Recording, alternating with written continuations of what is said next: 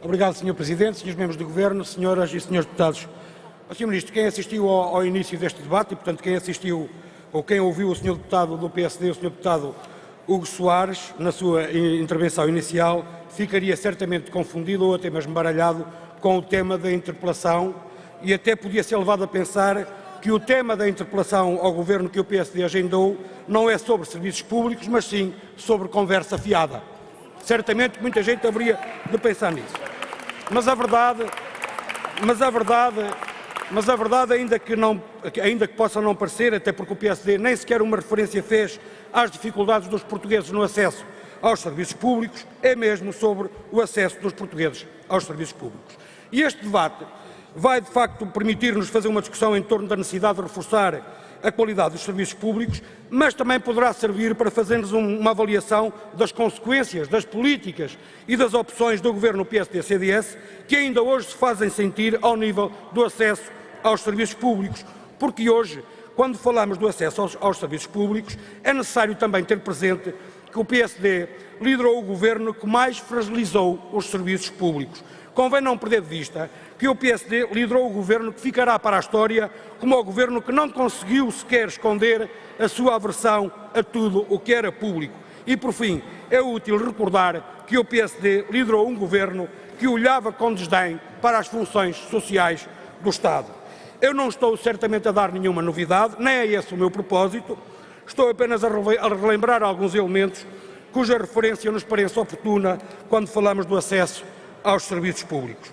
Os serviços públicos estão muito fragilizados, com falta de pessoas e com falta de meios técnicos, é verdade, mas também é verdade que a situação foi profundamente agravada com a passagem do Governo PSD-CDS pelos destinos do país. A responsabilidade do Governo anterior na situação que está criada é muita.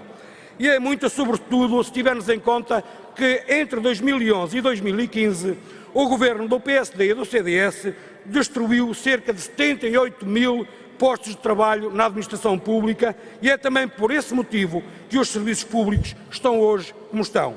Ora, face a este quadro, Sr. Ministro, impõe-se de facto medidas que garantam a continuidade da prestação de serviços públicos essenciais para as populações e que garantam a efetividade do princípio da universalidade desses princípios. Mas, Sr. Ministro, quando nós falamos de serviços públicos, também falamos de descentralização. E, a nosso ver, qualquer descentralização deve ter em vista a defesa e a valorização da autonomia do poder local, sempre na perspectiva de melhorar a resposta às necessidades das populações e de promover a qualidade dos serviços públicos prestados aos cidadãos. Mas a descentralização também não pode ser encarada como uma forma de responsabilizar o Estado das suas funções. Nem pode sequer ocorrer porque o Estado não quer ou não consegue dar resposta ao que pretende descentralizar.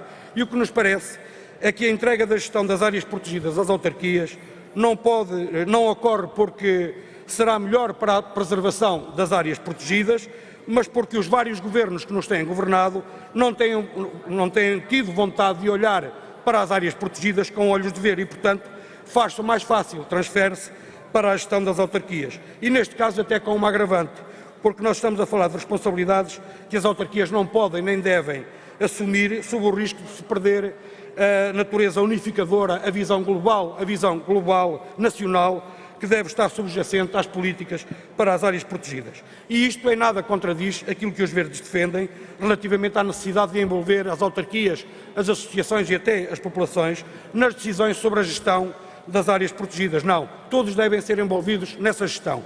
Mas daí a transferir a gestão para as autarquias vai uma distância muito grande e, na nossa perspectiva, não vai ser bom para a preservação das áreas protegidas, exatamente porque corremos o risco de perder a visão global, essa ideia uniforme que deve presidir à gestão das áreas protegidas. E, portanto, Sr. Ministro, a pergunta que lhe deixo é saber se não lhe parece que esta pretensão, indo para diante, nós estamos a perder a visão unificadora, a visão global e nacional que deve estar presente nas políticas para as áreas protegidas. Muito obrigado. Muito obrigado. Para terminar esta segunda ronda de perguntas,